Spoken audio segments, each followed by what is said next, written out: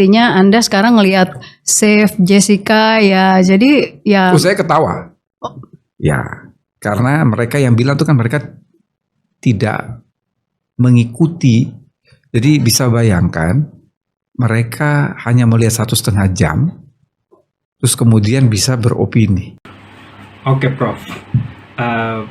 Saya pikir netizen tidak beropini ya, melainkan mempertanyakan kembali secara kritis hasil dan atau proses persidangan yang pernah terjadi pada tahun 2016 silam yang diduga syarat dengan manipulasi.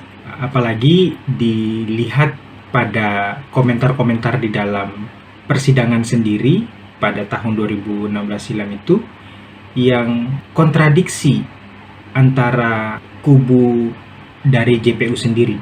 Selain itu juga dalam keterangan-keterangan di podcast akhir-akhir ini yang narasumbernya adalah dari kubu JPU sendiri termasuk Prof. Edi, itu banyak komentar-komentar yang bertentangan satu sama lain.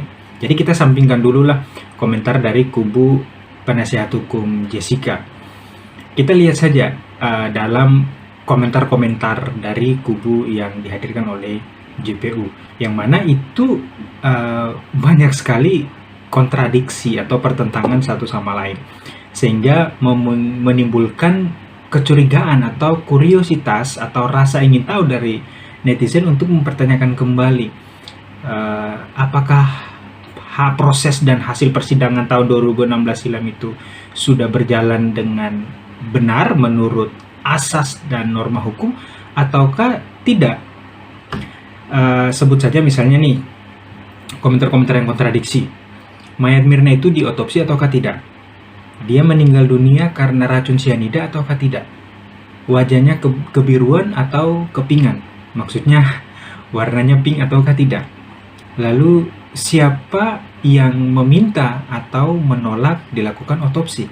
Karena menurut aturan hukum suatu kematian yang janggal itu tidak perlu meminta izin dari keluarga korban. Lalu kontradiksi lainnya misalnya CCTV yang dipakai sebagai barang bukti di persidangan itu asli ataukah tidak. Lalu kemudian siapa sih yang me-wrapping gelas bekas Mirna? Itu Rangga atau Devi?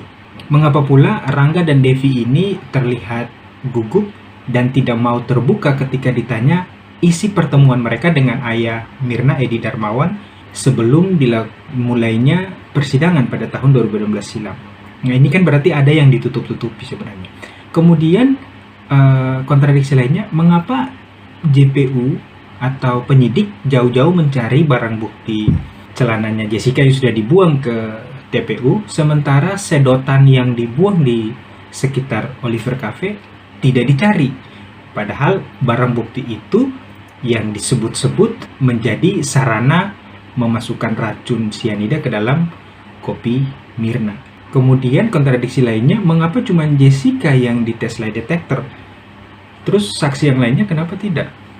Pertanyaan-pertanyaan atau komentar-komentar kontradiktif inilah yang memungkinkan netizen itu mempertanyakan kembali. Jadi bukan opini yang berangkat dari imajinasi yang hampa gitu. Dan menurut saya apa yang disampaikan oleh netizen ini bukan sesuatu yang merusak sistem peradilan pidana. Justru sebaliknya, netizen ingin mengupayakan untuk memulihkan kembali sistem peradilan Indonesia yang akhir-akhir ini gagal menghadirkan rasa keadilan publik.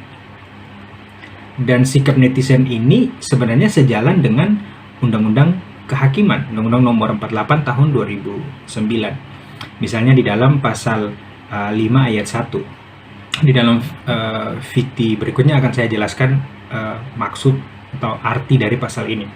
Namun yang perlu digarisbawahi bahwa seruan Justice for Jessica sama sekali tidak mengenyampingkan kedukaan keluarga Mirna. Justru netizen prihatin dengan peristiwa yang menimpa Mirna, sambil berharap kasus ini dibuka kembali untuk mengetahui siapa pelaku yang sesungguhnya, tentu didukung oleh bukti-bukti yang kuat, bukan berdasarkan asumsi.